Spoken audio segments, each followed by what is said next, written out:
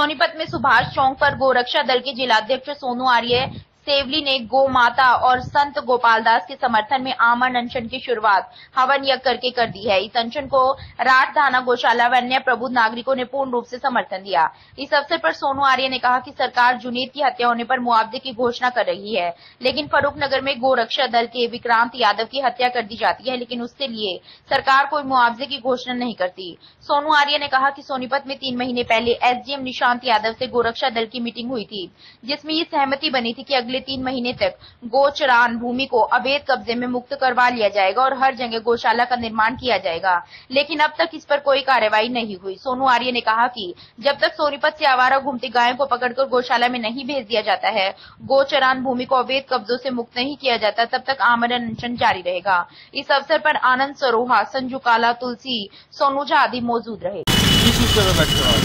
हमारा विषय गाय को बचाना है जी। सबसे पहले तो वो गाय जिसे हम माता कहते हैं, हिंदू ग्रंथों में, वैदिक ग्रंथों में गौ माता का दर्जा दिया हुआ है, जो मनुष्य प्राणी के लिए लाभदायक है। उसके प्राण बचाने के लिए प्राण किस तरह के जी, गोचरान भूमि अंग्रेजों के समय से छोड़ी गई थी। प्रत्येक गांव में गोचरान भूमि है और उन भूमियों पर राजनीतिक दल, प्रधान कह लो, गांव के जो ताकतवर नुमाइंदे हैं वो उन ज़मीनों पर कब्जा कर रहे हैं और देखी आवाज़ है।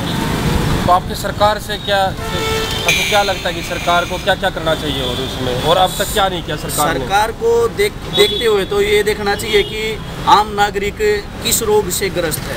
गाय प्रत्येक रोग के लिए दवा औषधि चर के आती थी खेतों से।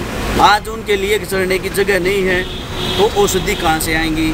तभी तो हमारे भारत देश के हरियाणा प्रांत के गांव-गांव के व्यक्तियों को कैंसर हो रही है, क्योंकि खेतों में वो जहर डाल रहे हैं डीएपी, यूरिया, फर्टिलाइज़र का इस्तेमाल करके।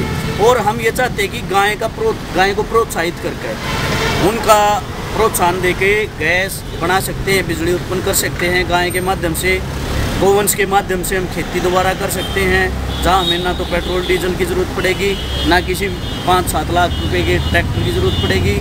तो एक ऑर्गेनिक खाद तैयार किया जाता है जिससे हमारे रोगों में कमी आएगी, हम बीमार नहीं होंगे।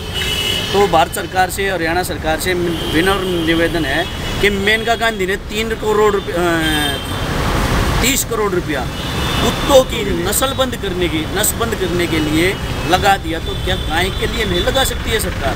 मैं हरियाणा सरकार से हाथ जोड़ के निवेदन करता हूं पहले तो कि हरियाणा सरकार इस बारे में जल्द से जल्द फैसला ले, अन्यथा गोपालदास जी ने तो जल त्याग कर दिया है और मैं भी जल त्याग कर दूंगा।